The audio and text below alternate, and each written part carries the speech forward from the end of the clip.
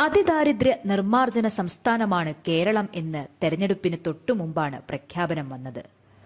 എന്നാൽ എന്തടിസ്ഥാനത്തിലാണ് ഇത്തരമൊരു പ്രഖ്യാപനം നടത്തിയതെന്ന് കല്ലൂർക്കാട് പഞ്ചായത്തിലെ 6ാം വാർഡിൽ എത്തിയാൽ തോന്നും. കാരണം കേറിക്കിടക്കാൻ അടച്ചുറപ്പുള്ള ഒരു വീടോ നല്ലൊരു ശുചിമുറിയോ പോലും ഇല്ലാത്ത വീടുകളാണ് ഇവിടെ. എന്തിനേറെ പറയുന്നു, സുരക്ഷിതമായി കുടിവെള്ളമെടുക്കാനുള്ള സൗകര്യം പോലുമില്ല ഇവിടെ. മാറി മാറി ഭരിച്ചവരോട് പരാതി പറഞ്ഞു മടുത്തു. ആൾമറയില്ലാത്ത ഏതു നിമിഷവും ഇടിഞ്ഞു വീഴാറായ കിണറിങ് ഇറക്കിത്തരണം എന്നതാണ് ഇവരുടെ വേഗത്തിൽ പരിഹരിക്കേണ്ട ആവശ്യം.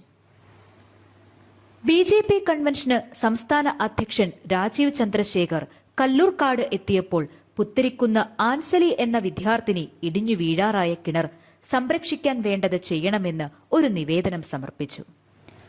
ആറവാടി താമസിക്കുന്ന അംഗങ്ങളാണ് ഞങ്ങൾക്കൊരു പൊതുകിണറുണ്ട്. ആ പൊതുകിണറിൽ ഞങ്ങള് അക ഇടിഞ്ഞ് ചെളി വെള്ളത്തിലേക്ക് ആടി കൊച്ചുങ്ങൾക്ക് അസുഖമൊക്കെ വരാറുണ്ട്. ഞങ്ങൾ പല പാർട്ടിയോടും പറഞ്ഞിട്ട് അവർ വന്ന് കാണുകയല്ലാണ്ട് വേറെ ഒന്നും ചെയ്തിട്ട് തന്നിട്ടില്ല ഇതുവരെ. മറ്റേ ഹെൽത്തുകാരും വന്ന് കണ്ടുപോയിട്ടുണ്ടായിരുന്നു, അവിടെ നിന്ന് ഒന്നും ചെയ്തു തന്നിട്ടില്ല. അപ്പോൾ നിങ്ങളെങ്കിലും ഒന്ന് ചെയ്തു തന്നെന്ന് ഞങ്ങൾ അപേക്ഷിക്കുന്നു. നിവേദനം സ്വീകരിച്ച സംസ്ഥാന അധ്യക്ഷൻ ഇതേപ്പറ്റി പഠിക്കാൻ BJP കല്ലൂർക്കാട് പഞ്ചായത്ത് സമിതിയോട് ആവശ്യപ്പെട്ടു. കാര്യങ്ങൾ പഠിച്ച് നിജസ്ഥിതി അറിഞ്ഞ രാജീവ് ചന്ദ്രശേഖർ ഉടനടി പ്രശ്നം പരിഹരിക്കാമെന്ന് ഉറപ്പു നൽകി.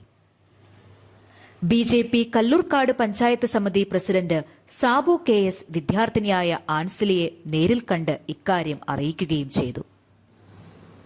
6ാം വാർഡിൽ ജയിച്ചാലും തോറ്റാലും പുത്തരിക്കുന്നുകാരുടെ കിണർ ശരിയാക്കും എന്നാണ് BJP പുത്തരിക്കുന്നുകാർക്ക് നൽകിയിരിക്കുന്ന ഉറപ്പ്.